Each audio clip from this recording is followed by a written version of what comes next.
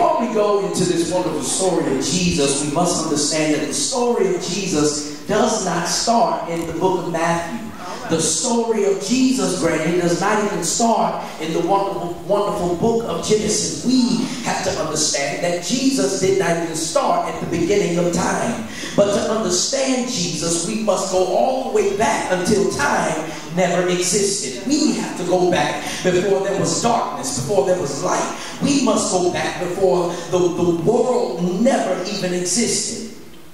When we go back there, that's when we find out that there is a Godhead in nowhere.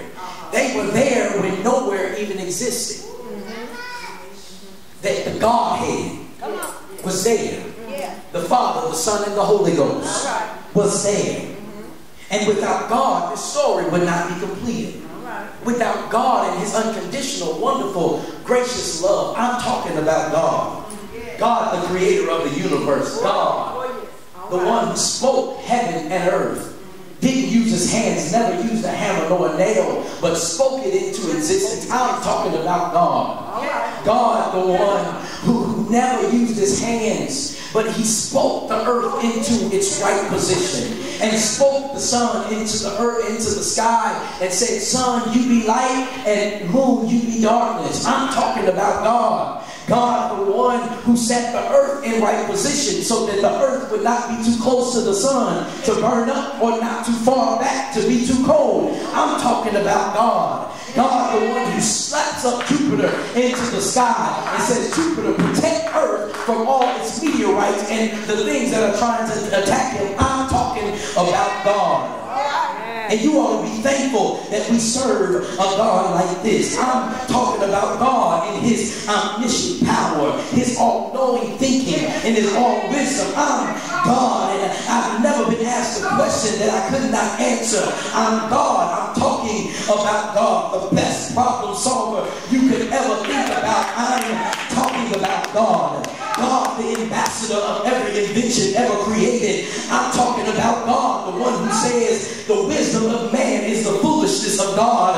I'm talking about God, Pastor, the one who says what you do at your wisest moments, what you do at your smartest moments, I do when I'm acting silly. I'm talking about God. God, the one who plays around with wisdom, throws it in His hands and slaps it on whoever asks for it. I'm talking about God, the one who sits upon His throne. I don't have to go nowhere because I don't have to get into a car or a plane, because I'm everywhere all at the same time. I'm over in Africa, over in Europe, over in Canada, in Missouri, in Florida, in South Carolina, in Germany. I'm over in Iraq, in Afghanistan.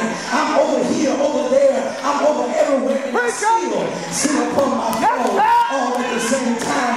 I'm talking about God. Touch your neighbor and say, I'm talking about God. I'm talking about God. Yes, sir. I'm talking about God. The God who has no limitation. I'm talking about God, the one who is in your yesterday, today, and for your forevermore. He's the one pushing you and pulling you at the same time. I'm talking about God, the one who pushes you on the side, tells you to get out the way of trouble, and the one on the other side covering you all at the same time. I'm talking about God. Touch your neighbor and say, I'm talking about God. I'm talking about God.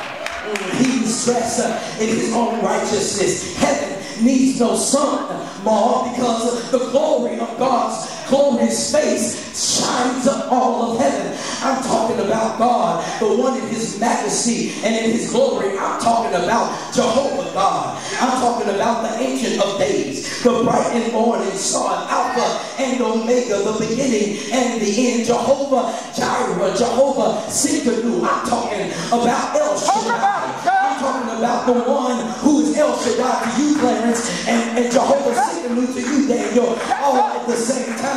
I'm talking about God,